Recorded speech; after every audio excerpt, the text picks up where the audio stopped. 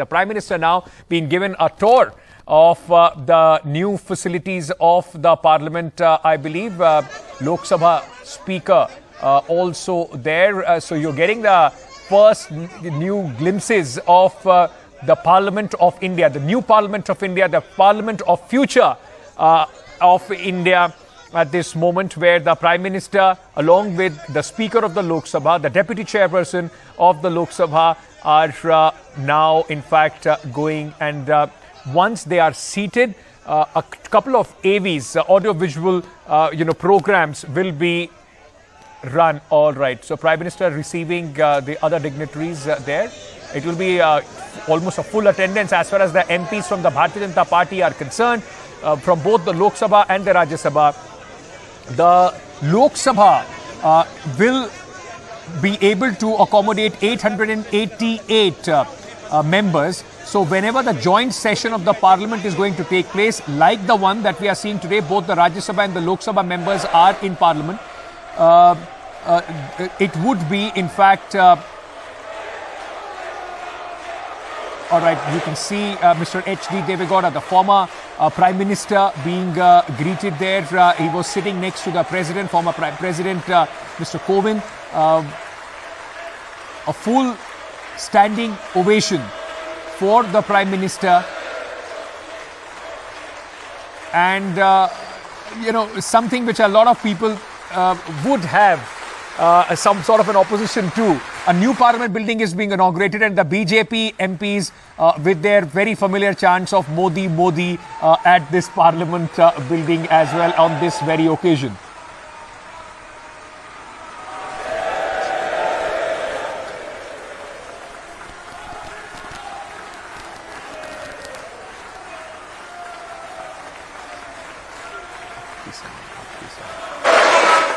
उपस्थित गणमान्य अतिथिगण, मैं महासचिव लोकसभा आप सभी को सादर नमस्कार करता हूं। भारत की संसद के इस नवनिर्मित भवन का देश की जनसामान्य को अर्पित करने का यह पावन उत्सव राष्ट्रगान से प्रारंभ होगा। इस सभा में उपस्थित सभी अतिथियों से अनुरोध है कि कृपया राष्ट्रगान हेतु अपने स्थान पर खड़े होकर राष्ट्रगान का सम्मान करें।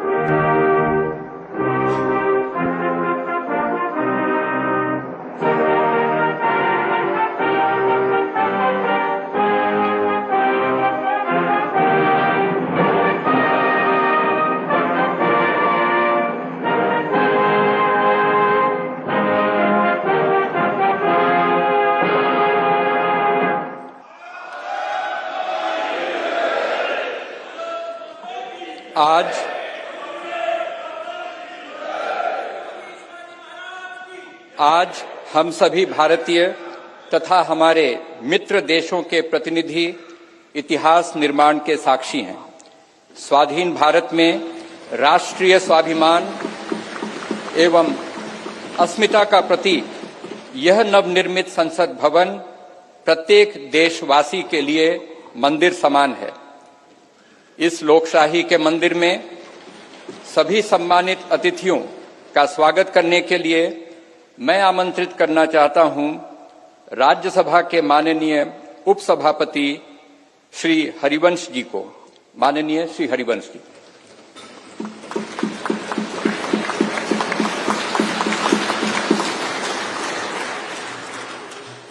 संसद के नवनिर्मित भवन के लोकार्पण समारोह के मुख्य अतिथि आदरणीय प्रधानमंत्री श्री नरेंद्र मोदी जी, माननीय लोकसभा अध्यक्ष श्री ओम बिरला जी, भारत के पूर्व राष्ट्रपति आदरणीय श्री रामनाथ कोविंद जी, केंद्रीय मंत्रिपरिषद के माननीय सदस्यगण, पूर्व प्रधानमंत्री आदरणीय श्री एच.डी. देवगौड़ा जी, राज्यों के माननीय मुख्यमंत्रीगण, विभिन्न देशों के राजदूतगण, लोकसभा की पूर्व अध्यक्ष माननीय श्रीमती सुमित्रा महाजन जी, सुप्रीम कोर्ट के माननीय न्यायाधीशगण, राज्यों के उप मुख्यमंत्रीगण, नेशनल कैपिटल टेरिटरी दिल्ली के उपराज्यपाल महोदय, दिल्ली हाई कोर्ट के माननीय मुख्य न्यायाधीश महोदय, लोकसभा और राज्यसभा के माननीय संसद सदस्यगण, विभिन्न राजनीतिक दलों के माननीय अध्यक्षगण, नोबेल पुरस्कार विजेता श्री कैलाश सत्यार्थी जी, टाटा समूह के चेयरपर्सन श्री एन चंद्रशेखरन जी, प्रेस और मीडिया के सम्मानित साथियों, उपस्थित गणमान्य अतिथिजन, देवियों और सज्जनों, भारतीय लोकतंत्र के श्रद्धा स्थल भारत की संसद के नए भवन के लोकार्पण समारोह में आप सभी गणमान्य अतिथिजनों का हार्दिक स्वागत और अभिनंदन।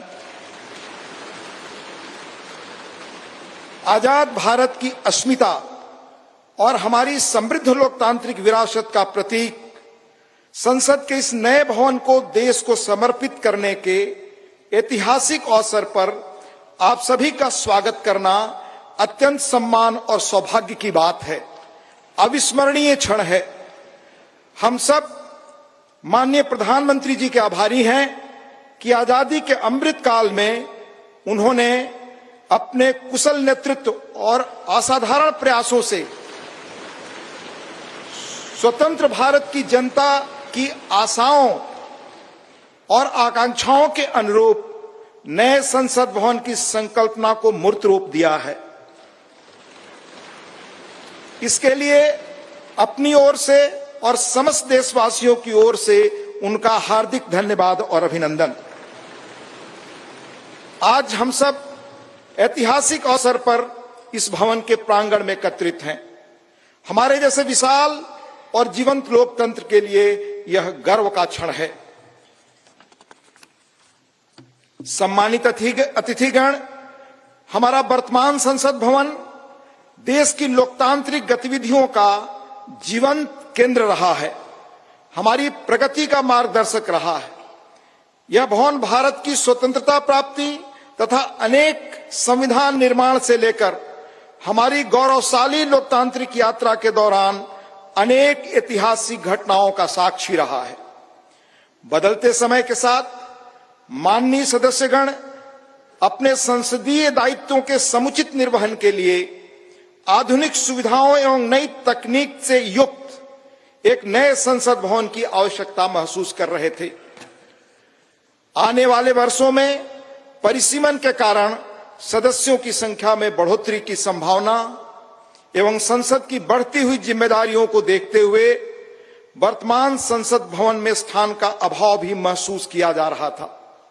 यही कारण है कि संसद के दोनों सदनों ने माननीय प्रधानमंत्री जी से सांसदों की दक्षता बढ़ाने और संसदीय कामकाज की इफिशियंसी बढ़ाने के उद्देश्य से आधुनिक सुविधाओं और संसाधनों से संपन्न एक नए स्टेट ऑफ द आर्ट भवन के निर्माण का आग्रह किया था।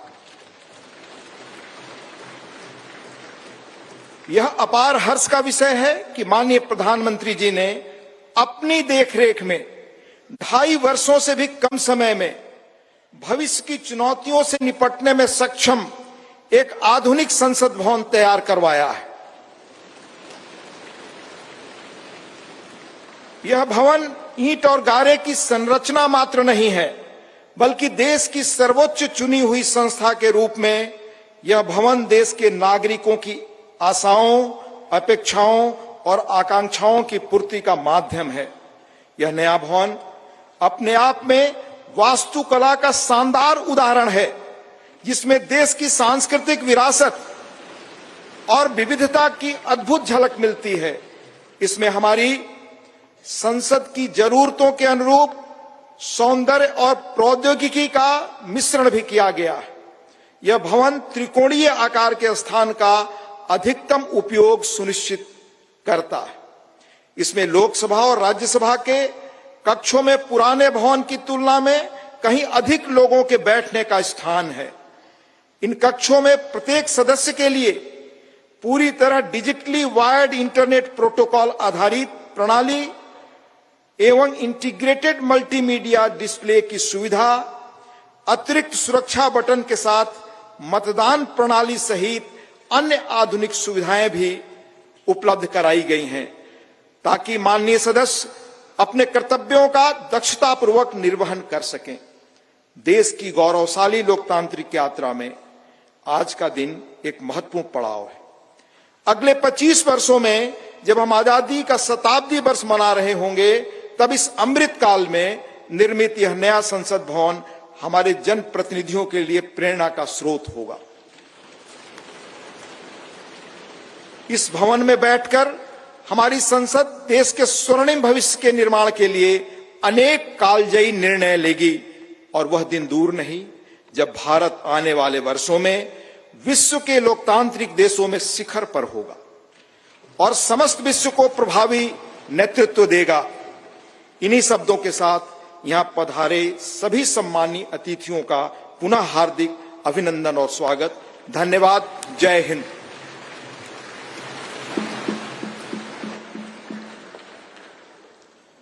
धन्यवाद माननीय उपसभापति महोदय। गणमान्य अतिथिगण, संसद के नवनिर्मित भवन के निर्माण की अभूतपूर्व कीर्ति गाथा एवं इस कक्ष में माननीय प्रधानमंत्री जी द्वारा माननीय अध्यक्ष लोकसभा के आसन की दाहिनी ओर स्थापित ऐतिहासिक और पवित्र सेंगोल के महात्म्य से संबंधित दो विशेष फिल्म प्रस्तुतियां तैयार की गई हैं। पहली फिल्म का शीर्षक संसद का नवनिर्मित भवन तथा दूसरी फिल्म का शीर्षक सेंगोल है। आइए हम इन फिल्म प्रस्तुतियों को देखते हैं।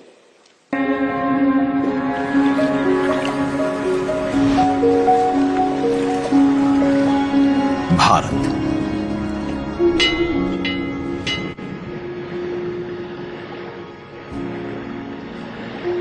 विविधता का दर्पण,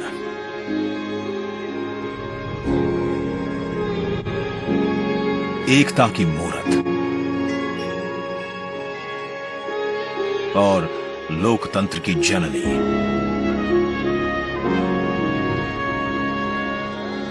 यहां गणतांत्रिक व्यवस्थाओं के उदाहरण हैं वेदों में।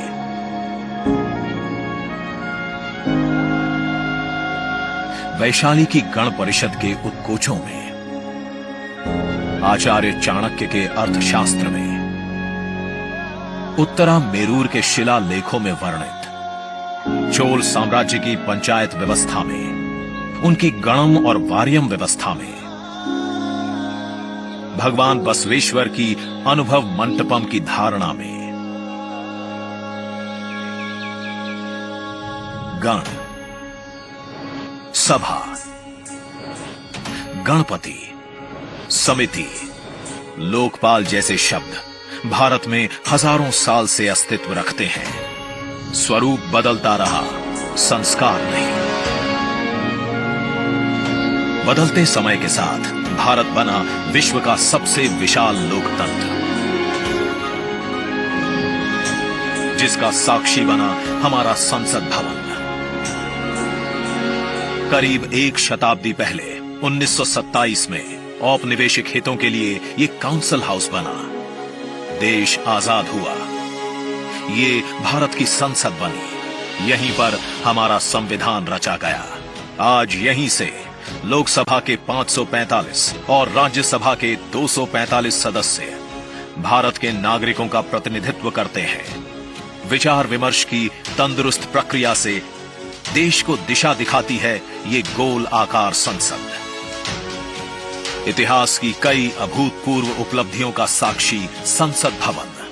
समय के साथ यहां पर्याप्त जगह और सुविधाओं का अभाव होने लगा था। आधुनिक तकनीक का क्रियान्वयन चुनौतीपूर्ण हो रहा था।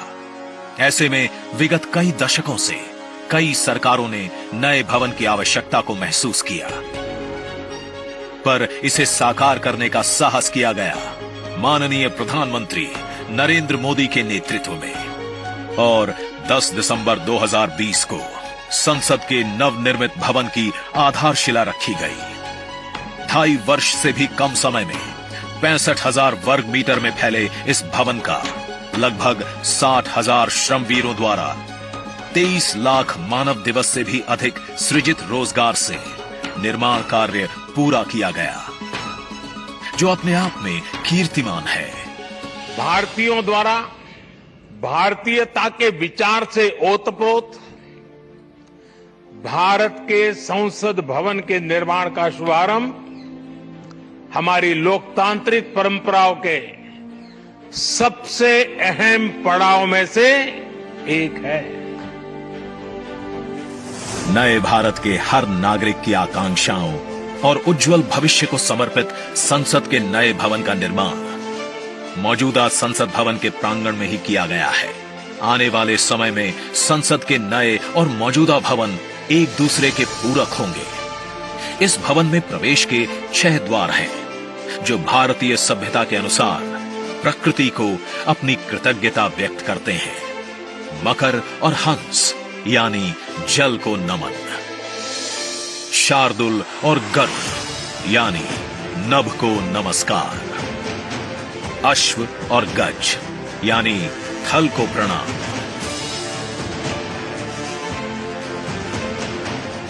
संसद के नए भवन का नया विराट लोकसभा कक्ष, जो राष्ट्रीय पक्षी मोर से प्रेरित है।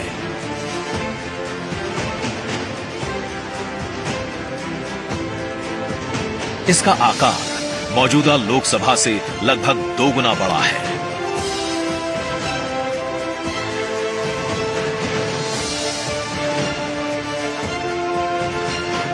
नया राज्यसभा कक्ष राष्ट्रीय पुष्प कमल से प्रेरित है।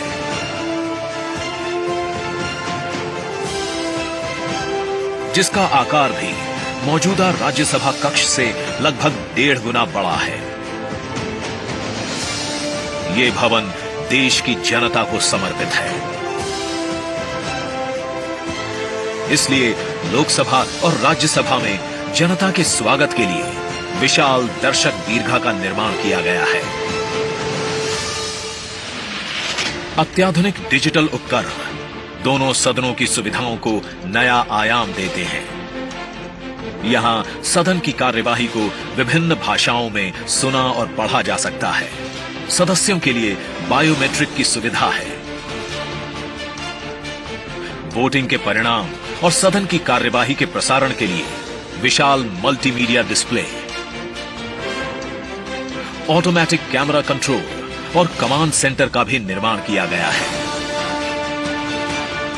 ये नया स्मार्ट भवन पूरी तरह से पेपरलेस है। इस भवन के एक भाग में लोकसभा है, दूसरे में राज्यसभा। और इस भवन का केंद्र समर्पित है हर भारतीय को, जिनके लिए सेंट्रल फॉयर में बना है संविधान कक्ष, जहां वे भारत में लोकतंत्र के अतीत से वर्तमान की यात्रा का अनुभव कर सकते हैं। यहीं भारत के संविधान की डिजिटल प्रतिरूपी भी रखी गई है। इसी सेंट्रल फॉयर में ऊपर की त्रिकोणीय छत से सूर्य की किरणें ब्रह्मांड का भ्रमण करते हुए पेंडुलम क्लॉक पर गिरती हैं। ये किरणें बरगद के पेड़ को नहलाती हैं और सदस्यों के लिए निर्मित कक्ष, पुस्तकालय, भोजन कक्ष में फैल जाती है।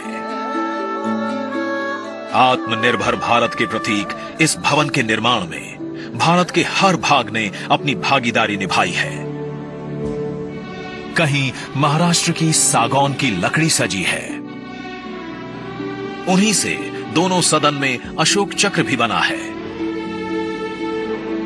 कहीं राजस्थान का शानदार स्टोन वर्क, कहीं उत्तर प्रदेश की कालीन बिछी है, कहीं त्रिपुरा की बैम्बू वुड फ्लोरिंग, वहीं सफेद मार्बल गुजरात से आया है। एक भारत श्रेष्ठ भारत की भावना से प्रेरित सभी वर्गों प्रांतों ने मिलकर बनाया है ये भवन। ये भवन इको फ्रेंडली होने के साथ साथ भूकंप रोधक भी है। 1700 से अधिक दरवाजे खिड़कियां हैं। 3.5 किलोमीटर लंबे बिल्डिंग कॉरिडोर्स हैं। ये भवन विकास और विरासत का अद्भुत संगम है। एक तरफ यहां सुरक्षा और सुविधा के लिए स्मार्ट फीचर्स और स्मार्ट एक्सेस की व्यवस्था है, वहीं भारत की प्राचीन कलाओं का अद्भुत एकीकरण भी है।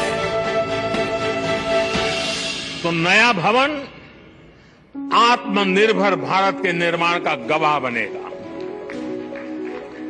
पुराने संसद भवन में देश की आवश्यकताओं की पूर्ति के लिए काम हुआ, तो नए भवन में 21वीं सदी के भारत की आकांक्षाएं पूरी की जाएगी।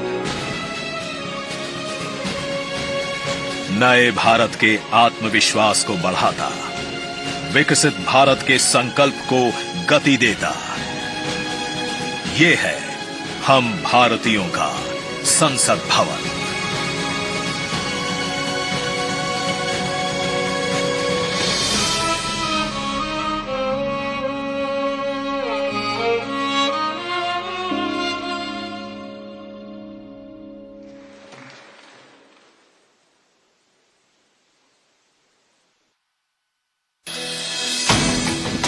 आज का ये दिन महत्वपूर्ण है। माननीय प्रधानमंत्री श्री नरेंद्र मोदी ने एक नया इतिहास रचा है।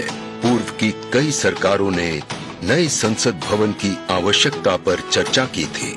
माननीय प्रधानमंत्री ने इस पर विचार किया और नए भारत के निर्माण की अपनी दूरदर्शिता के साथ उन्होंने नए संसद भवन का निर्माण कराया, जो हमारी विरासत और परंपराओं को आधुनिकता से जोड़ती है। साथियों, नए संसद भवन का निर्माण नूतन और पुरातन के सह अस्तित्व का उदाहरण है। ये नई संरचना लगभग 59,000 श्रम वीरों के योगदान से बनाई गई है। माननीय प्रधानमंत्री ने राष्ट्र की ओर से उनका आभार प्रकट किया है। 75 वर्ष पहले की स्वतंत्रता की भावना को पुनर्जीवित करते हुए माननीय प्रधानमंत्री ने आज तमिलनाडु के अधीनमों से सेंगोल को स्वीकार किया है। सेंगोल राष्ट्र के लिए न्यायपूर्ण और निष्पक्ष शासन का स्मरण कराता है। सेंगोल तमिल शब्द सेम्मई से लिया गया है, जिसका अर्थ है नीति परायणता। इसके शीर्ष पर न्याय के प्रतीक पवित्र नंदी अपनी अचल दृष्टि में विराजित हैं। ये वही सेंगोल है जिसे श्री जवाहरलाल नेहरू ने 14 अगस्त 1947 की रात को थिरुवावडथुरई आदीनम से एक अनुष्ठान के माध्यम से स्वीकार किया था, जिसका आयोजन भारतीय सभ्यता के अनुसार किया गया था। उसके बाद इस पवित्र सेंगोल को यथोचित सम्मान और स्थान न मिल सका, जो मिलना चाहिए था। कहानी मुड़ती है तमिलनाडु के कांचीपुरम की ओर, जहां पूजनीय कांची मठ का आसन है। 15 अगस्त 1978 मठ के 68वें प्रमुख परम पावन श्री चंद्रशेखरेंद्र सरस्वती स्वामीगढ़, जो महापेरियवा अर्थात प्रबुद्ध ज्येष्ठ के रूप में जाने जाते हैं, वे सेंगोल वृतांत को स्मरण करते हुए अपने अनुयायी डॉक्टर आर सुब्रमण्यम से इसका वर्णन करते हैं, जिसे उन्होंने अपनी किताब में स्थान दिया है। महापेरियवा ने बताया कि स्वतंत्रता दिवस के अवसर पर सेंगोल ने एक महत्वपूर्ण भूमिका निभाई थी। हमारे इतिहास की किताबों में यह तथ्य अवश्य होना चाहिए था, लेकिन गत कई वर्षों में कहीं भी इसका उल्लेख नहीं किया गया है। एक बार इस अद्भुत संस्मरण के सार्वजनिक होने पर तमिल मीडिया व प्रकाशनों ने इसे अपने संपादनों और वेबसाइटों में वरीयता दी। माननीय प्रधानमंत्री एक परंपरागत प्रतीक की खोज में थे। तत्पश्चात सेंगोल ने उनका ध्यान आकर्षण किया। उन्होंने इसकी जांच करवाई, जिसका प्रमाण मीडिया विश्लेषणों और पुस्तकों में मिला। आखिरकार सेंगोल की खोज पूरी हुई। यह ऐतिहासिक सेंगोल इलाहाबाद संग्रहालय में मिला। ये चोला साम्राज्य से चली आ रही हमारी भारतीय सभ्यतागत प्रथा है। चोला सदियों तक हमारे उपमहाद्वीप के अग्रणी साम्राज्यों में से एक थे। सबसे महत्वपूर्ण बात यह है कि सेंगोल के प्राप्तकर्ता के पास न्यायपूर्ण और निष्पक्ष रूप से शासन करने का आदेश होता है, जिसे तमिल में आणई कहा जाता है। इस विचार से माननीय प्रधानमंत्री प्रभावित हुए। उनके अनुसार जनता के लिए चुने गए लोगों को इस आदेश को कभी नहीं भूलना चाहिए। उन्होंने यह निश्चय किया कि इस अद्वितीय प्रतीक को अमृतकाल के प्रतिबिंब के रूप में अपनाया जाना चाहिए, ताकि राष्ट्र अनंत संभावनाओं से परिपूर्ण रहे। सेंगोल को आज सुबह संसद में उसके सुयोग्य स्थान पर स्थापित किया गया। यह सभी के लिए भारत सरकार के न्यायपूर्ण और निष्पक्ष शासन के अटूट संकल्प का स्मरण कराता है। इस दृढ़ता के साथ भारत विश्व गुरु के रूप में अपना यथोचित स्थान ग्रहण करने की ओर बढ़ रहा है।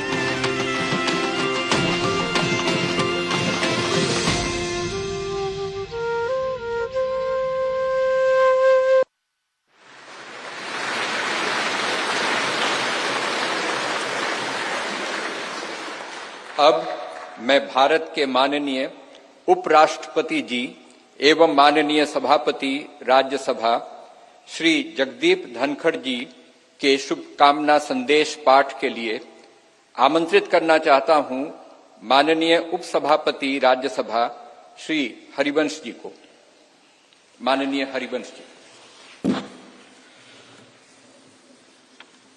भारत के उपराष्ट्रपति संदेश। भारतीय लोकतंत्र की अभूतपूर्व विकास यात्रा की इस महत्वपूर्ण ऐतिहासिक घड़ी और गौरव क्षण में पूरे देश को हार्दिक बधाई देते हुए मुझे अपार खुशी है।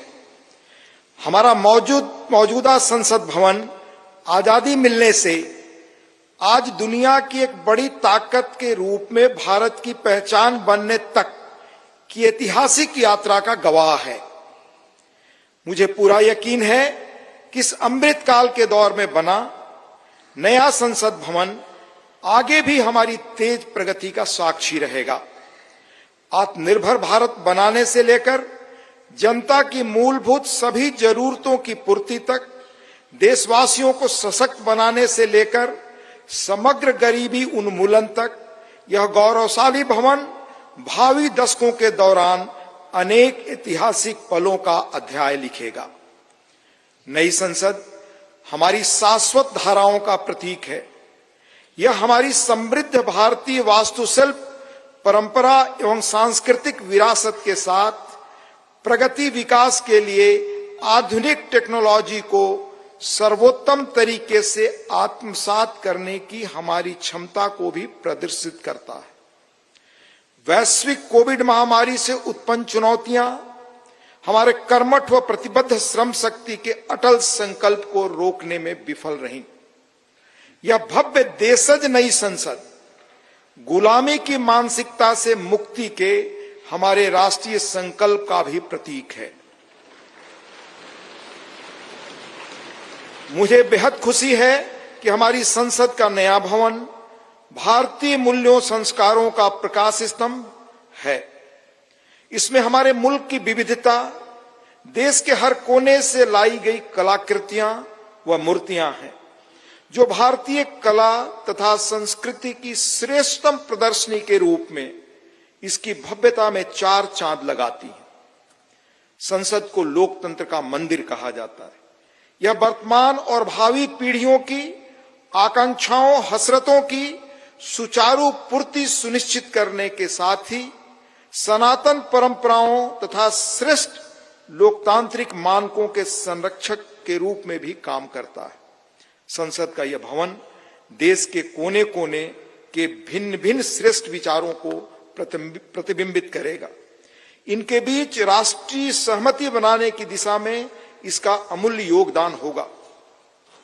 मेरा दृढ़ विश्वास है कि संसद का नया भवन नीतियों और विधानों के माध्यम से देश के हाशिए के लोगों को विशेष तरजीह देते हुए सभी देशवासियों की आवश्यकताओं और आकांक्षाओं का सक्रियता से समाधान सुनिश्चित करेगा। इस तरह भारत की बुनियादी प्रतिबद्धता को और सुदृढ़ करेगा। यह मुल्क लोकतंत्र का पालना है। दुनिया के सबसे पुराने और बड़े लोकतांत्रिक देश के रूप में भारत लोकतांत्रिक मूल्यों और प्रक्रियाओं के वैश्विक फैलाव और संरक्षण में सहायक रहा है।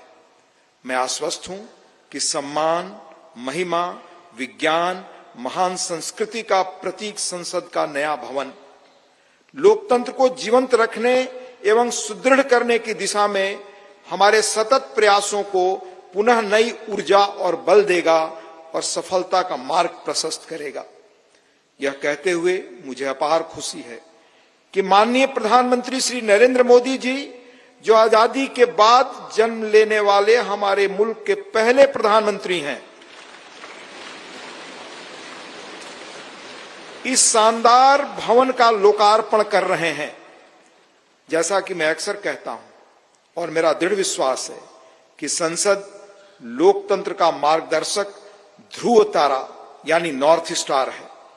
संसद लोगों के जनादेश को प्रतिबिंबित करने वाला सबसे प्रामाणिक मंच है। किसी देश की नियति को दिशा देने में इसकी निर्णायक भूमिका असंदिग्ध है और यह प्रजातंत्र का मूल मंत्र और सार है। तकनीकी रूप से सशक्त संसद निश्चित रूप से संसद सदस्यों को राष्ट्र की नियति को आकार देने के लिए अपनी ऊर्जा और प्रतिभा को श्रेष्ठतम रूप से उजागर करने में सक्षम बनाएगी। लोकतांत्रिक मूल्यों को प्रस्फुटित करना सुनिश्चित करेगी। लोकतंत्र के मंदिर के रूप में संसद की उदात्तता को बढ़ाएगी। मुझे पूरी उम्मीद है कि नया भवन भविष्य की भावी चुनौतियों के बीच भारत का पथ प्रदर्शक बनेगा। हमारी साझा उमंगों, आकांक्षाओं और अभिलाषाओं को सार्थक और सशक्त दिशा देगा। हार्दिक शुभकामनाएं। अंत में देश के माननीय उपराष्ट्रपति जी आदरणीय श्री जगदीप धनखड़ जी का हस्ताक्षर, दिनांक 28 मई 2023 नई दिल्ली।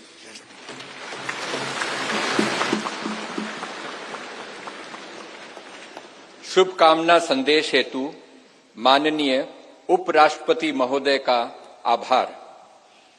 आज के इस ऐतिहासिक समारोह को अपनी मंगल कामनाओं से अभिसिंचित करने हेतु भारत की माननीय राष्ट्रपति आदरणीय द्रौपदी मुर्मू जी का प्रेरणादायी संदेश प्राप्त हुआ है। मैं माननीय उपसभापति राज्यसभा श्री हरिवंश जी से अनुरोध करूंगा कि माननीय राष्ट्रपति महोदया के आशीर्वचन संदेश का पाठ करने की कृपा करें।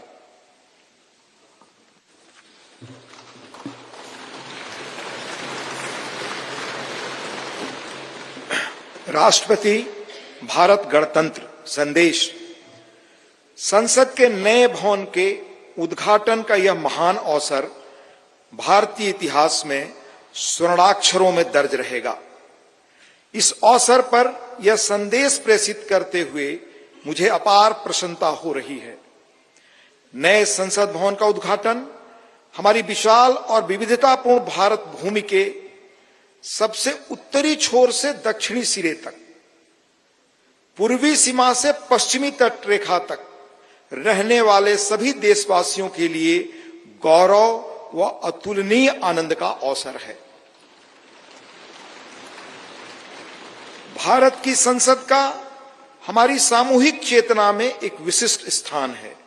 संसद हमारी समृद्ध लोकतांत्रिक परंपराओं का प्रकाश स्तंभ है। लोकतांत्रिक विमर्श के प्रति श्रद्धा भाव हमारी सामाजिक सांस्कृतिक परंपराओं का मूल सत्व है, जिसके आधार पर स्वस्थ वाद विवाद, अर्थपूर्ण संवाद तथा विचारों के आदान प्रदान की सुचारू पद्धतियां सदियों से हमारे देश में फलती फूलती रही हैं। अपनी सहज लोकतांत्रिक जन भावना के बल पर हमारे देश ने जन भागीदारी का निरंतर विस्तार किया है और समाज के सबसे गरीब वर्गों को सशक्त बनाया है। साथ ही एक ऐसे वातावरण का सृजन किया है जो सभी व्यक्तियों को, चाहे उनके जीवन की शुरुआत अभावों और चुनौतियों के बीच क्यों न हुई हो, विभिन्न क्षेत्रों में नेतृत्व के शिखर तक पहुंचने में सक्षम बनाता है। बीते 7 दशकों के दौरान हमारी संसद अनेक परिवर्तनकारी विधायी प्रयासों की धूरी रही है। संसद ने ऐसे कई बदलाव किए हैं जिनसे हमारे करोड़ों देशवासियों के जीवन को संवारना संभव हो सका है। नए संसद भवन का उद्घाटन हमारी लोकतांत्रिक यात्रा में एक महत्वपूर्ण पड़ाव है। आजादी का अमृत महोत्सव के दौरान हो रहा यह महत्वपूर्ण आयोजन हमारी लोकतांत्रिक परंपराओं के संरक्षण और विस्तार के प्रति हमारी प्रतिबद्धता का जीवंत प्रमाण है। यह हमारे देशवासियों की सामूहिक आशाओं व आकांक्षाओं से आलोकित उज्जवल भविष्य की दिशा में हमारे राष्ट्र को अग्रसर करने की ऊर्जा प्रदान करता है। हमारे संविधान के शिल्पकारों ने एक ऐसे राष्ट्र की परिकल्पना की थी जिसका स्वरूप लोकतांत्रिक पद्धति से चुने गए प्रतिनिधियों से बनी संसद के विधायी विवेक के आधार पर निर्मित होगा। इसलिए मुझे इस बात पर गहरा संतोष है कि संसद के विश्वास के प्रतीक प्रधानमंत्री इस भवन का उद्घाटन कर रहे हैं।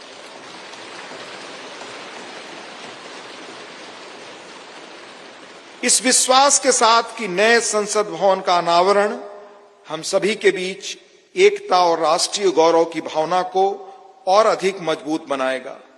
मैं उन लोगों की हृदय से सराहना करती हूं जिन्होंने हमारे महान लोकतंत्र के जीवंत प्रतीक इस भवन का निर्माण कार्य संपन्न करने के लिए दिन रात अथक परिश्रम किया। इनके अनथक प्रयासों की स्मृति देशवासियों के मनोमस्तिष्क में सदैव अंकित रहेगी। मेरी हार्दिक शुभकामना है कि नवनिर्मित संसद भवन भारतीय लोकतंत्र की महान परंपराओं और आदर्शों के अनुरूप नए प्रतिमान स्थापित करे। अंत में महामहिम राष्ट्रपति जी आदरणीय श्रीमती द्रौपदी मुर्मू जी का हस्ताक्षर है। 26 मई 2023 नई दिल्ली।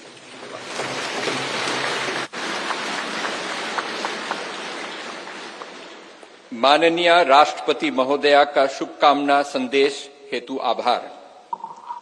भारतवर्ष लोकतंत्र की जननी है।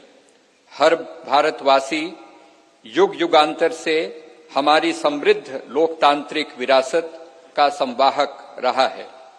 प्रत्येक भारतीय नागरिक के मानस पटल पर भारत की संसद इन शाश्वत एवं जीवंत आस्थाओं का स्पंदन केंद्र के रूप में अंकित है। भारत की संसद की सशक्त धुरी के रूप में लोकसभा के माननीय अध्यक्ष की भूमिका सर्वमान्य है। मैं लोकसभा के माननीय अध्यक्ष आदरणीय श्री ओम बिरला जी से निवेदन करता हूं कि वे कृपया इस सभा को संबोधित करने की कृपा करें। माननीय अध्यक्ष लोकसभा श्री ओम बिरला जी।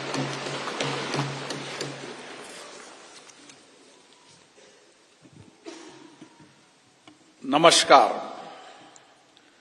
भारत की लोकतांत्रिक आस्था के प्रतीक हमारी संसद के इस नवनिर्मित भवन में के लोकार्पण समारोह में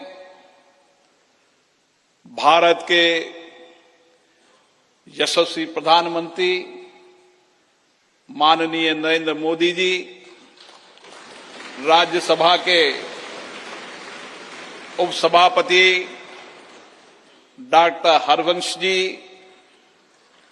गणमान्य अतिथिगण, देवियों और सज्जनों, मैं आप सभी का हार्दिक स्वागत करता हूं, अभिनंदन करता हूं।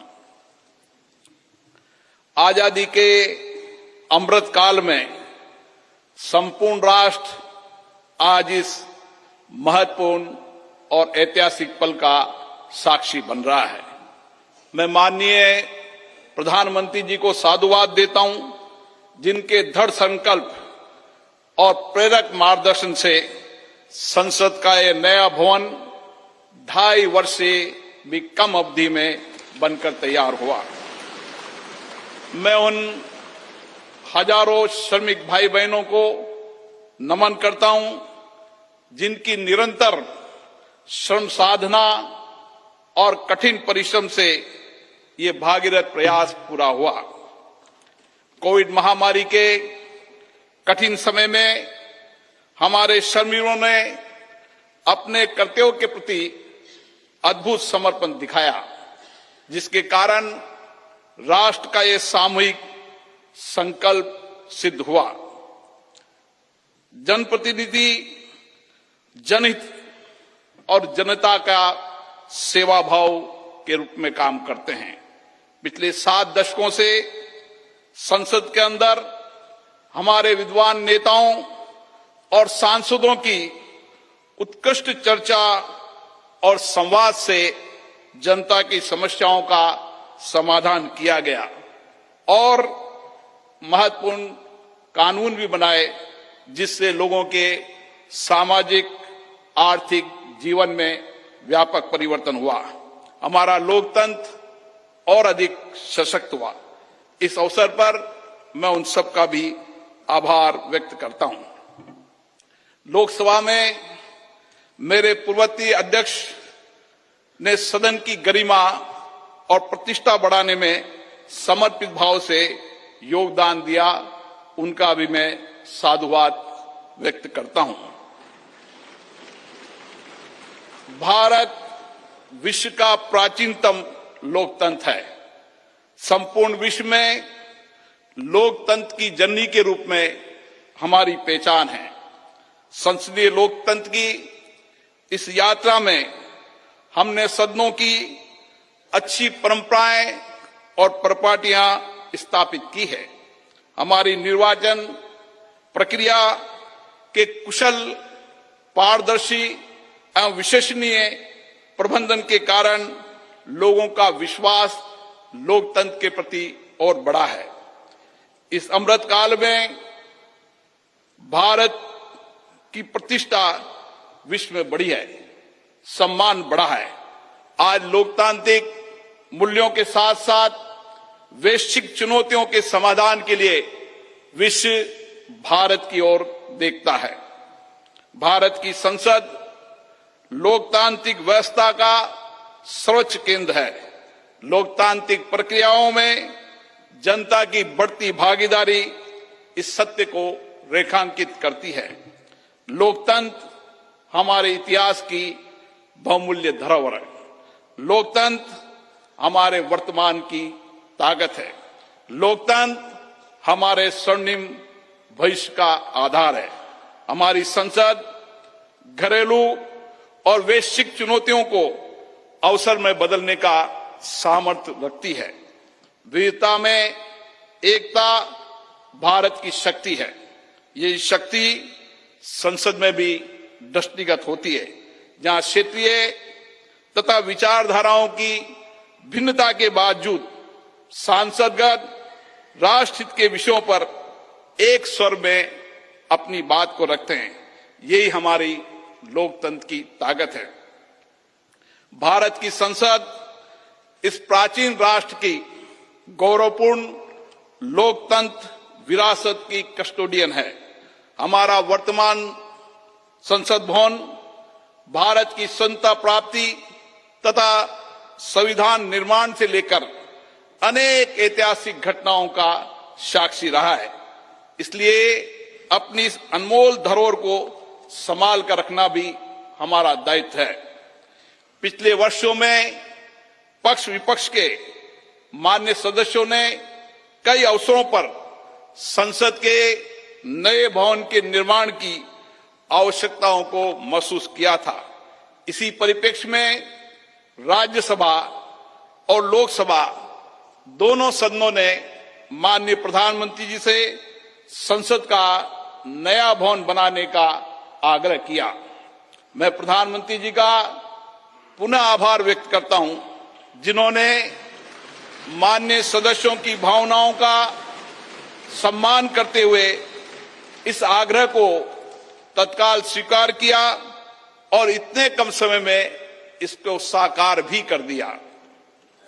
हमारे इतिहास की एक महत्वपूर्ण धरोहर सेंगोल को अध्यक्ष पीठ के समीप स्थापित कर माननीय प्रधानमंत्री जी ने ऐतिहासिक परंपराओं के सम्मान एवं न्यायपूर्ण एवं निष्पक्ष शासन के प्रति अपने संकल्प को दोहराया है।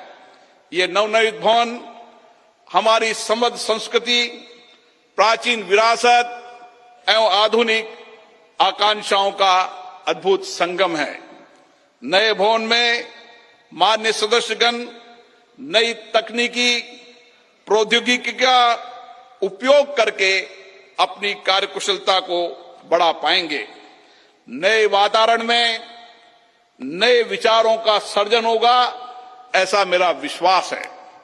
हमारे नए भवन में ऊर्जा संरक्षण, जल संरक्षण, ग्रीन टेक्नोलॉजी, पर्यावरण अनुकूलता की विशिष्टता का समागम है। यह भवन वास्तुशिल्प, कला व संस्कृति का अद्भुत उदाहरण है। इसमें संपूर्ण भारत की उत्कृष्ट व विविधतापूर्ण सांस्कृतिक विरासत के दर्शन होंगे। इस भवन में प्रत्येक भारतीयों को अपने अपने राज्य की संस्कृति की झलक भी दिखेगी। इसलिए मेरा माननीय सांसद मित्रों से अनुरोध है, हम संसद में जब नए भवन में प्रवेश करें तो नए संकल्प के साथ प्रवेश करें। हम लोकतंत्र की अच्छी परंपराओं को आगे बढ़ाएं। हम संसदीय अनुशासन, मर्यादा और गरिमा के नए मानदंड स्थापित करें ताकि विश्व की लोकतांत्रिक संस्थाओं के लिए भारत की लोकतांत्रिक संस्था आदर्श बन सके। मुझे पूर्ण विश्वास है, नए वातावरण में हम सब मिलकर अधिक ऊर्जा के साथ रचनात्मक व सकारात्मक चर्चा के माध्यम से एक श्रेष्ठ और विकसित भारत का निर्माण कर सकेंगे। आप सबका पुनः बहुत बहुत अभिनंदन।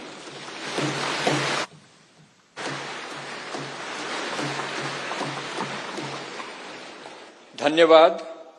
लोकसभा के माननीय अध्यक्ष महोदय, आज के इस ऐतिहासिक अवसर पर भारत के डाक विभाग ने स्मारक डाक टिकट जारी करने का निर्णय लिया है। मैं माननीय प्रधानमंत्री जी से अनुरोध करूंगा कि वे स्मारक डाक टिकट जारी करने की कृपा करें।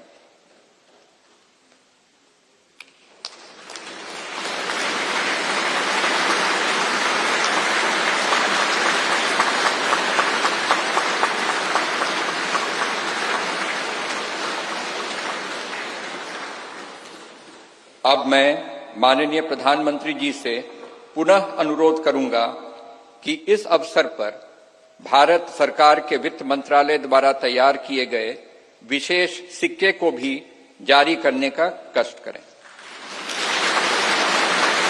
मैं सभी गणमान्य अतिथियों को अवगत करा दूं कि 75 रुपए का यह स्मारक सिक्का भारत सरकार के कोलकाता टकसाल ने चांदी, तांबा, निकेल एवं जिंक धातुओं के मिश्रण से तैयार किया है।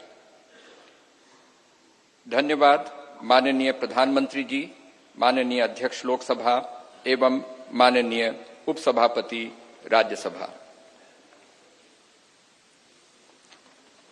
संसद के नवनिर्मित भवन के प्रेरणा स्रोत एवं मार्गदर्शक और जिन्होंने पूरे विश्व में भारत का सम्मान बढ़ाया है, ऐसे भारत के माननीय प्रधानमंत्री परम श्रद्धेय श्री नरेंद्र मोदी जी को सुनने के लिए हम सभी आतुर हैं।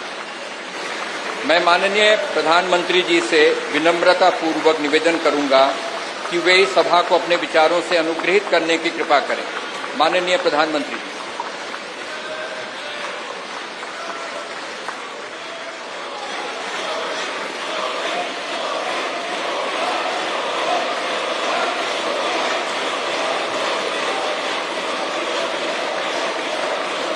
लोकसभा के स्पीकर आदरणीय श्री ओम बिरला जी, राज्यसभा के उपसभापति श्री हरिवंश जी, माननीय सांसदगण, सभी वरिष्ठ जनप्रतिनिधि, विशिष्ट अतिथि, अन्य सभी महानुभाव और मेरे प्यारे देशवासियों,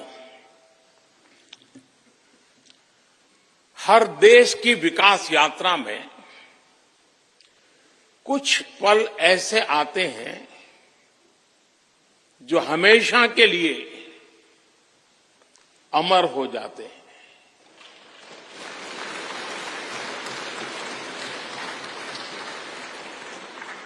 कुछ तारीखें समय के ललाट पर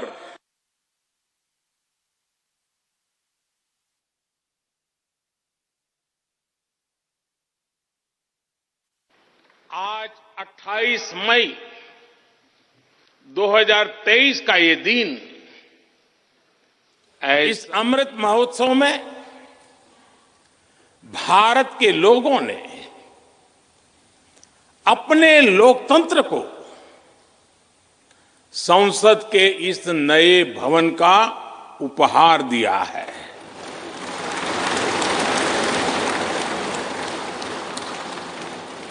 आज सुबह ही संसद भवन परिसर में सर्वपंथ प्रार्थना हुई है।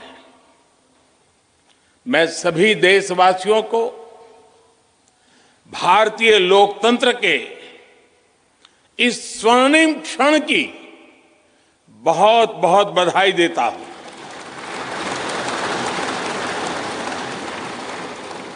साथियों, ये सिर्फ एक भवन नहीं है, ये 140 करोड़ भारतवासियों की आकांक्षाओं और सपनों का प्रतिबिंब है।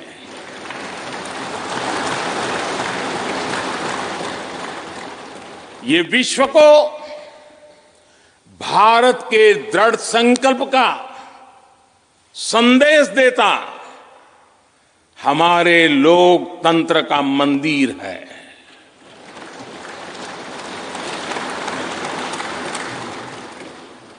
ये नया संसद भवन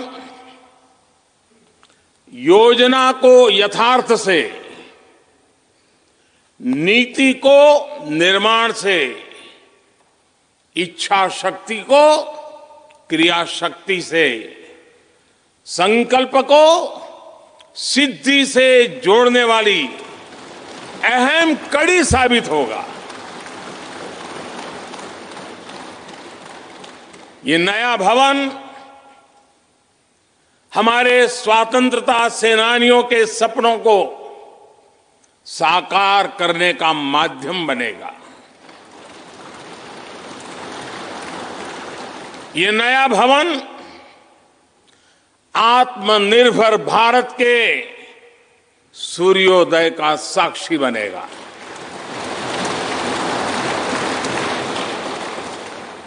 ये नया भवन विकसित भारत के संकल्पों की सिद्धि होते हुए देखेगा।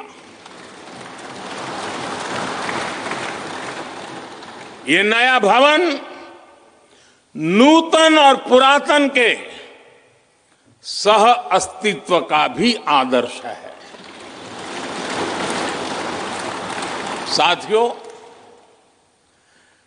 नए रास्तों पर चलकर ही नए प्रतिमान गढ़े जाते हैं।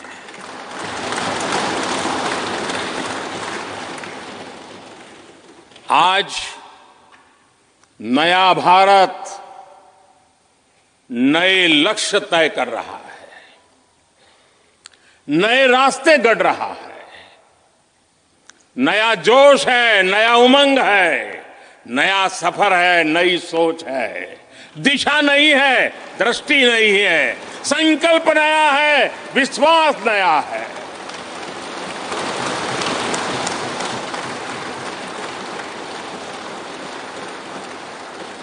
और आज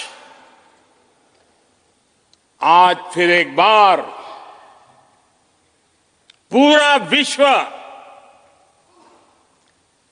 भारत को, भारत के संकल्प की दृढ़ता को,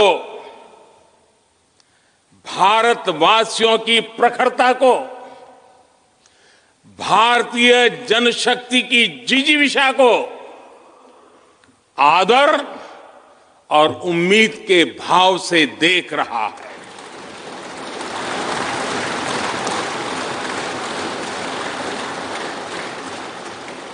जब भारत आगे बढ़ता है तो विश्व आगे बढ़ता है।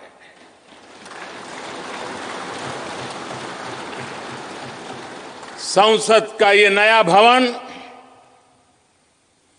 भारत के विकास से विश्व के विकास का भी आह्वान करेगा।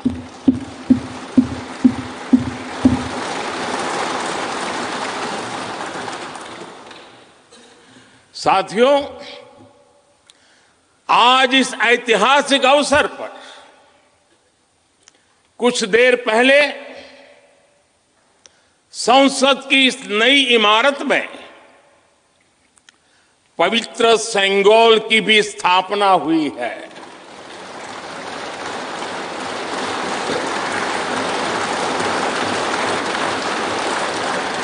महान चोल साम्राज्य में सेंगोल को कर्तव्य पथ का, सेवा पथ का,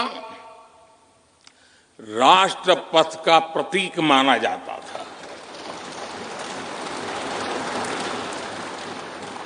राजा जी और आदीनम के संतों के मार्गदर्शन में यही सेंगोल सत्ता के हस्तांतरण का प्रतीक बना था। तमिलनाडु से विशेष तौर पर आए हुए आदीनम के संत आज सुबह संसद भवन में हमें आशीर्वाद देने उपस्थित हुए थे। मैं उन्हें पुनः श्रद्धापूर्वक नमन करता हूं। उनके ही मार्गदर्शन में लोकसभा में ये पवित्र सेंगोल स्थापित हुआ है। पिछले दिनों मीडिया में इसके इतिहास से जुड़ी बहुत सारी जानकारी उजागर हुई है। मैं इसके विस्तार में नहीं जाना चाहता हूं, लेकिन मैं मानता हूं ये हमारा सौभाग्य है कि इस पवित्र सेंगोल को हम उसकी गरिमा लौटा सके हैं, उसकी मान मर्यादा लौटा सके। जब भी इस संसद भवन में कार्रवाई शुरू होगी, ये सेंगोल हम सभी को प्रेरणा देता रहेगा। साथियों, भारत एक लोकतांत्रिक राष्ट्र ही नहीं बल्कि लोकतंत्र की जननी भी है, मदर ऑफ डेमोक्रेसी भी है। भारत आज वैश्विक लोकतंत्र का भी बहुत बड़ा आधार है। लोकतंत्र हमारे लिए सिर्फ एक व्यवस्था नहीं, एक संस्कार है, एक विचार है, एक परंपरा है। हमारे वेद हमें सभाओं और समितियों के लोकतांत्रिक आदर्श सिखाते हैं। महाभारत जैसे ग्रंथों में गणों और गणतंत्रों की व्यवस्था का उल्लेख मिलता है। हमने वैशाली जैसे गणतंत्रों को जीकर दिखाया है। हमने भगवान बसवेश्वर के अनुभव मंटपा को अपना गौरव माना है। तमिलनाडु में मिला 900 ईस्वी का शिलालेख आज भी हर किसी को हैरान कर देता है। हमारा लोकतंत्र ही हमारी प्रेरणा है। हमारा संविधान ही हमारा संकल्प है। इस प्रेरणा, इस संकल्प की सबसे श्रेष्ठ प्रतिनिधि अगर कोई है तो ये हमारी संसद है। और ये संसद देश की जिस समृद्ध संस्कृति का प्रतिनिधित्व करती है, उसका उद्घोष करती है। शेते निपद्यमानस्य, शेते निपस्य मानस्य चराति चर्त भगः चरैवेति चरैवेति चरैवेति। कहने का तात्पर्य, जो रुक जाता है उसका भाग्य भी रुक जाता है, लेकिन जो चलता रहता है उसी का भाग्य आगे बढ़ता है, बुलंदियों को छूता है। और इसलिए चलते रहो, चलते रहो। गुलामी के बाद हमारे भारत ने बहुत कुछ खोकर अपनी नई यात्रा शुरू की थी। वो यात्रा कितने ही उतार चढ़ावों से होते हुए, कितनी ही चुनौतियों को पार करते हुए आजादी के अमृत काल में प्रवेश कर चुकी है। आजादी का ये अमृत काल विरासत को सहेजते हुए विकास के नए आयाम गढ़ने का अमृत काल है। आजादी का ये अमृत काल देश को नई दिशा देने का अमृत काल है। आजादी का ये अमृत काल अनंत सपनों को, असंख्य आकांक्षाओं को पूरा करने का अमृत काल है। इस अमृत काल का आह्वान है, इस अमृत काल का आह्वान है मुक्त मातृभूमि को, मुक्त मातृभूमि को नवीन प्राण चाहिए। नवीन पर्व के लिए नवीन प्राण चाहिए। मुक्त गीत हो रहा, मुक्त गीत हो रहा नवीन राग चाहिए। नवीन पर्व के लिए नवीन प्राण चाहिए।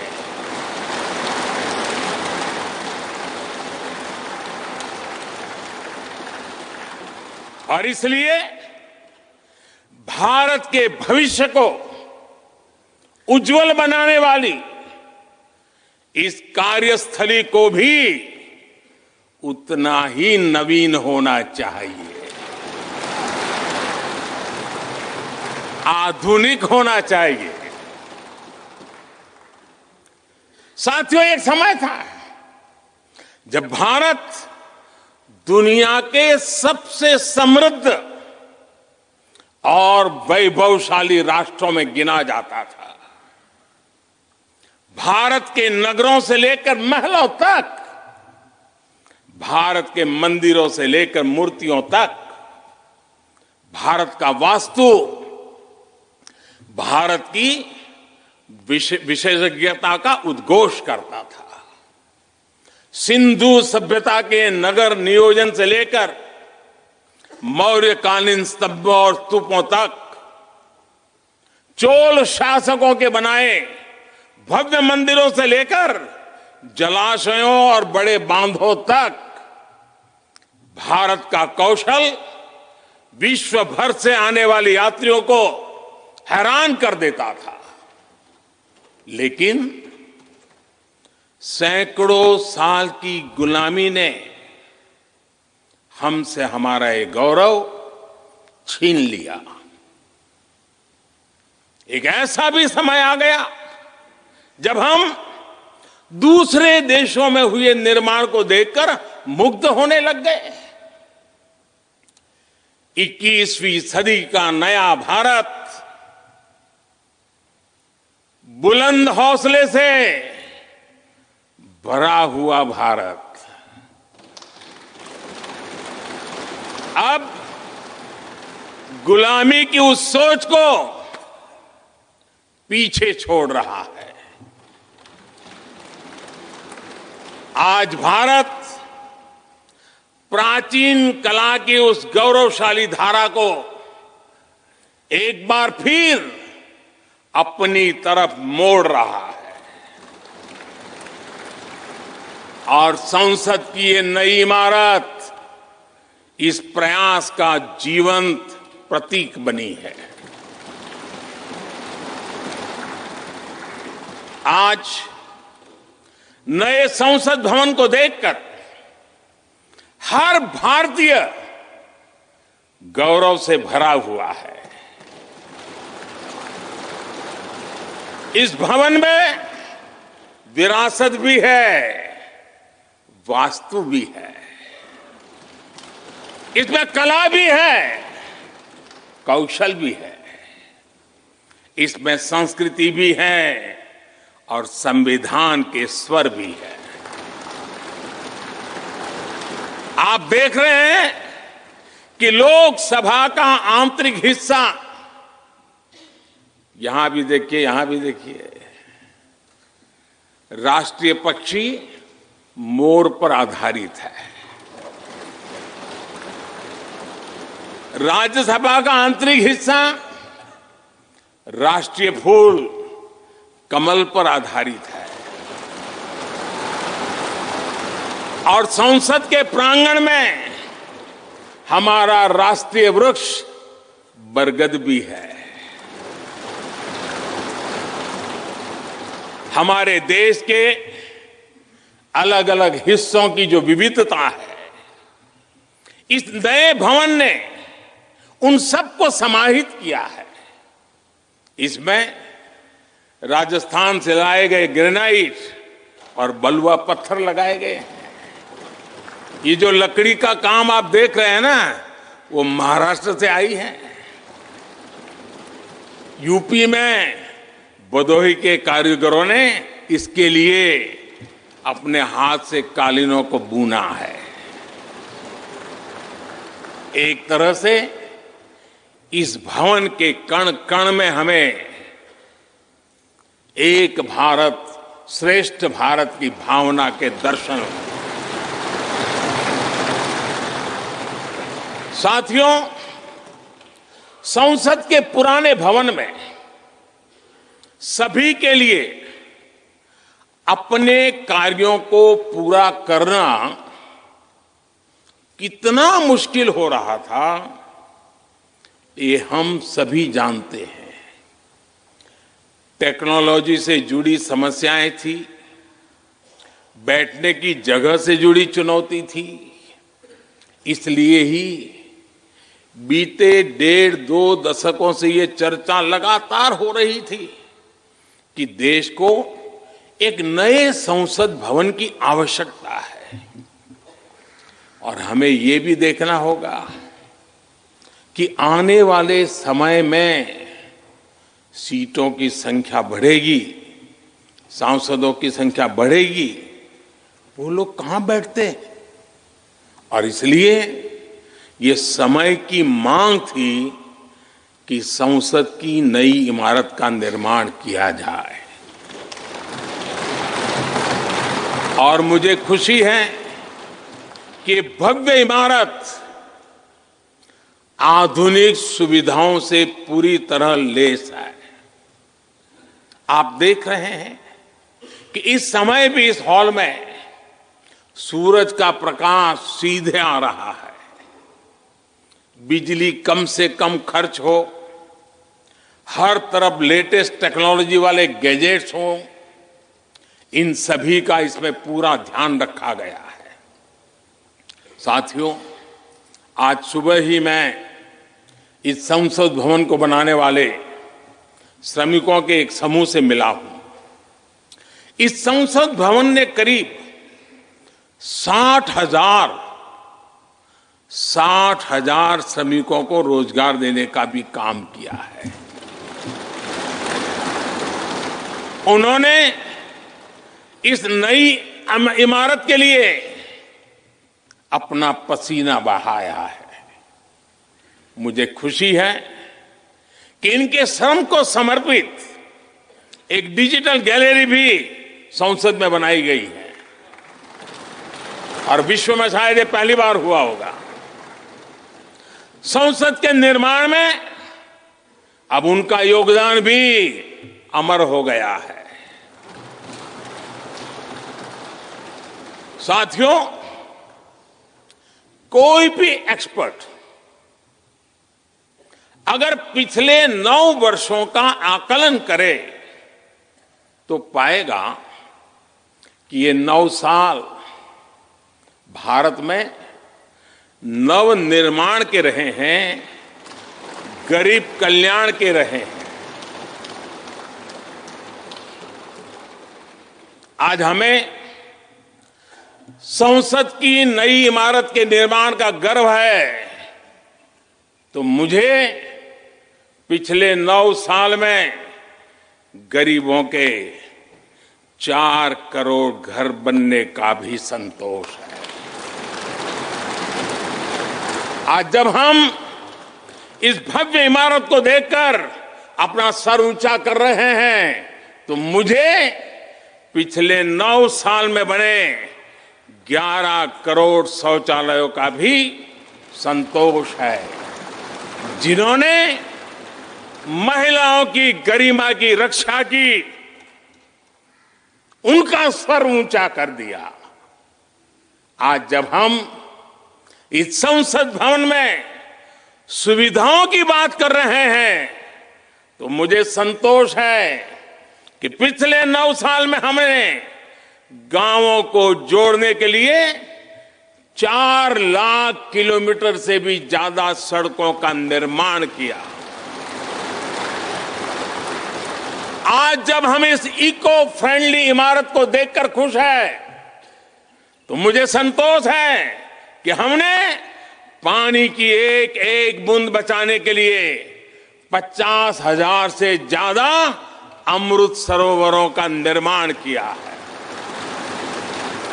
आज जब हम इस नए संसद भवन की लोकसभा और राज्यसभा को देखकर उत्सव मना रहे हैं, तो मुझे संतोष है कि हमने देश में 30,000 से ज्यादा नए पंचायत भवन भी बनाए हैं।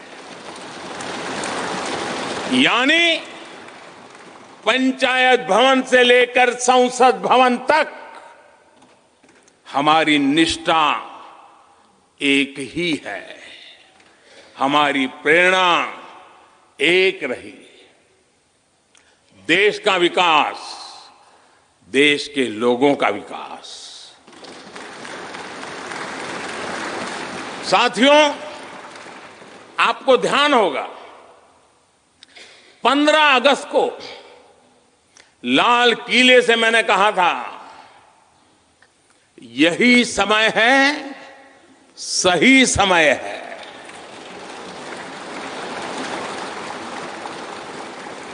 हर देश के इतिहास में ऐसा समय आता है जब देश की चेतना नए सिरे से जागृत होती है। भारत में आजादी के 25 साल पहले, 47 के पहले 25 साल याद कीजिए, आजादी के 25 साल पहले ऐसा ही समय आया था।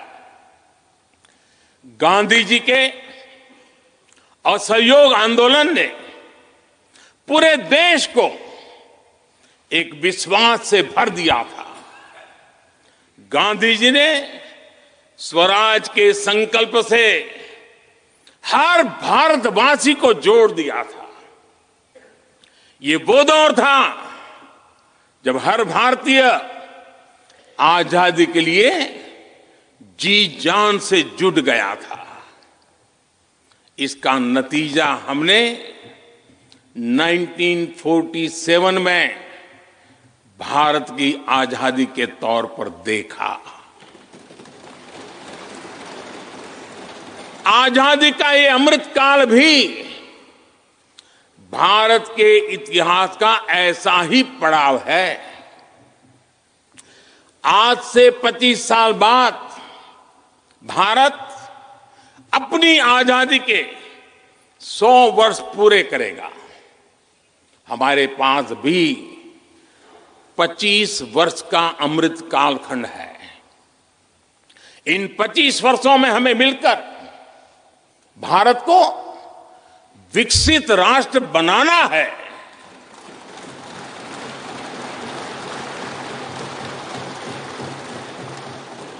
लक्ष्य बड़ा है, लक्ष्य कठिन भी है, लेकिन हर देशवासी को आज इसके लिए जी जान से जुटना ही है।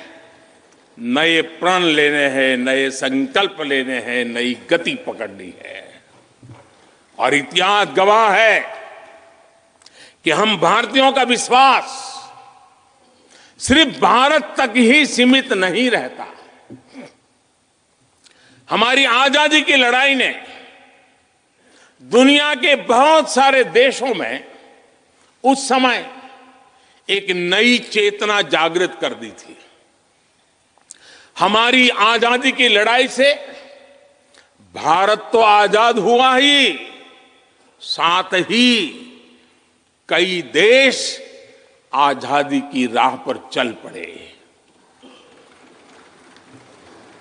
भारत के विश्वास ने दूसरे देशों के विश्वास को सहारा दिया था। और इसलिए भारत जैसा विविधता से भरा देश, इतनी बड़ी आबादी वाला देश, इतनी सारी चुनौतियों से लड़ने वाला देश जब एक विश्वास के साथ आगे बढ़ता है तो इससे दुनिया के अनेक देशों को प्रेरणा भी मिलती है। भारत की हर सफलता आने वाले दिनों में दुनिया के अलग अलग भूभाग में अलग अलग देशों की सफलता के रूप में प्रेरणा का कारण बनने वाली है। आज यदि भारत तेजी से गरीबी दूर करता है तो ये कई देशों को गरीबी से बाहर आने की प्रेरणा भी देता है। भारत का विकसित होने का संकल्प कई और देशों का संबल बनेगा। इसलिए भारत की जिम्मेदारी और बड़ी हो जाती है। और साथियों, सफलता की पहली शर्त सफल होने का विश्वास ही होती है। ये नया संसद भवन इस विश्वास को नई बुलंदी देने वाला है। ये विकसित भारत के निर्माण में हम सभी के लिए नई प्रेरणा बनेगा।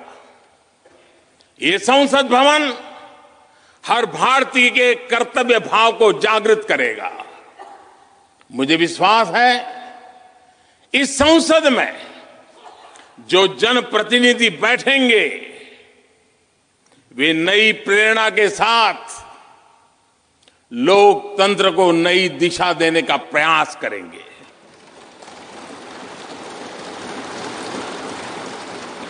हमें नेशन फर्स्ट की भावना से आगे बढ़ना होगा। इदम राष्ट्राय इदम न मम। हमें कर्तव्य पथ को सर्वोपरि रखना होगा। कर्तव्यमेव कर्तव्यम, अकर्तव्यम न कर्तव्यम। हमें अपने व्यवहार से उदाहरण प्रस्तुत करना होगा। यद यदाचरति श्रेष्ठ तत्देव इतरो जनः। हमें निरंतर खुद में सुधार करते रहना होगा। उद्धरेत आत्मना आत्मानाम। हमें अपने नए रास्ते खुद बनाने होंगे। अपदीवो भव। हमें खुद को खपाना होगा, तपाना होगा। तपसो ही परम नास्ति तपसा बिंदते महत। हमें लोक कल्याण को ही अपना जीवन मंत्र बनाना होगा। लोकहितम मम करणीयम। जब संसद के इस नए भवन में हम अपने दायित्वों का ईमानदारी से निर्वहन करेंगे तो देशवासियों को भी नई प्रेरणा मिलेगी। साथियों, दुनिया के सबसे बड़े लोकतंत्र को यह नई संसद एक नई ऊर्जा और नई मजबूती प्रदान करेगी। हमारे श्रमिकों ने अपने पसीने से इस संसद भवन को इतना भव्य बना दिया है। अब हम सभी सांसदों का दायित्व है कि इसे अपने समर्पण से और ज्यादा दिव्य बनाएंगे।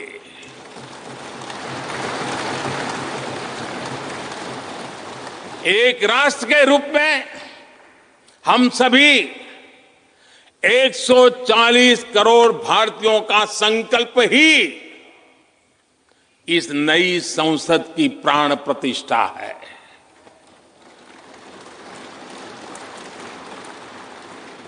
यहां होने वाला हर निर्णय आने वाली सदियों को सजाने संवारने वाला है। यहां होने वाला हर निर्णय आने वाली पीढ़ियों को सशक्त करने वाला होगा। यहां होने वाला हर निर्णय भारत के उज्ज्वल भविष्य का आधार बनेगा। गरीब, दलित, पिछड़ा, आदिवासी, दिव्यांग समाज के हर वंचित परिवार के सशक्तिकरण का, वंचितों को वरीयता का रास्ता यहीं से गुजरता है। इस नए संसद भवन की हर ईंट, हर दीवार, इसका कण कण गरीब के कल्याण के लिए समर्पित है।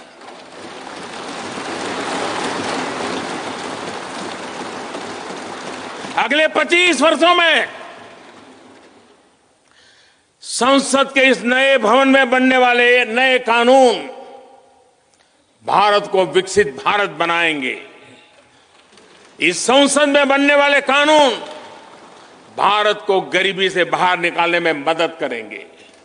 इस संसद में बनने वाले कानून देश के युवाओं के लिए, महिलाओं के लिए नए अवसरों का निर्माण करेंगे। मुझे विश्वास है संसद का यह नया भवन नए भारत के सृजन का आधार बनेगा। एक समृद्ध, सशक्त और विकसित भारत नीति, न्याय, सत्य, मर्यादा और कर्तव्य पथ पर और सशक्त होकर चलने वाला भारत। मैं समस्त भारतवासियों को नए संसद भवन की फिर से बहुत बहुत बधाई देता हूं। धन्यवाद।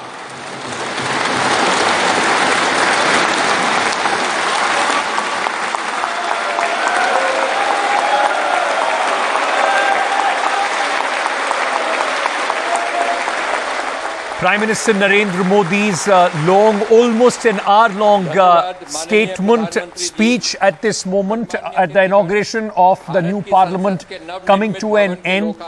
This now concludes the inauguration ceremony of the new parliament.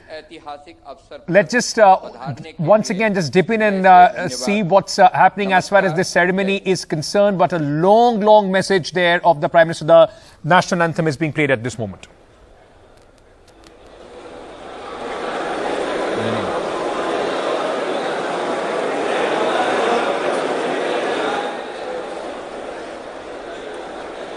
Right, it seems that the Prime Minister now, in fact, leaving the venue. He's being flanked by the Lok Sabha Speaker, Mr. Om Birla, and Deputy Speaker of the Rajya Sabha as well with them. In the studio with me, we were listening to this speech very intently. Sugata Srinivas Raju is with us. We have Aditi Fadnavis. She's the political editor of Business Standard. Aditi, if I may get you to comment very quickly, because we don't know what is going to happen in that live visuals which are coming in. Once again, a very trademark Narendra Modi style. He has also used this occasion to highlight the achievements of his government. Almost look like the pitch for 2024. Yeah, of course. And why should he not? This is an occasion for him to launch into all the things that his government has achieved, and to tell the people that our government, I have done this, I have led the government in doing this. So you should make up your mind who you think should be the Prime Minister next time. So yeah, it's quite legitimate, and I mean, anybody would do that, I guess. Sugata, we were just talking about this in the morning as well. This is what possibly the opposition objection was. And I was just taking a look at one of the statements that Mr. Sharad Pawar has just made, in which he said, I've been seeing what is happening there since morning. I'm glad I was not there. When the Prime Minister walked in, the chants of Modi, Modi, the AV had very generously, put Narendra Modi's his statements all across. Is this what the opposition was worried about? Is that the reason why they were not here? Because at least for them, it became an occasion to celebrate Prime Minister Narendra Modi more than the Parliament. I completely agree. I mean, in the sense that the Modi chant should have been avoided at any cost.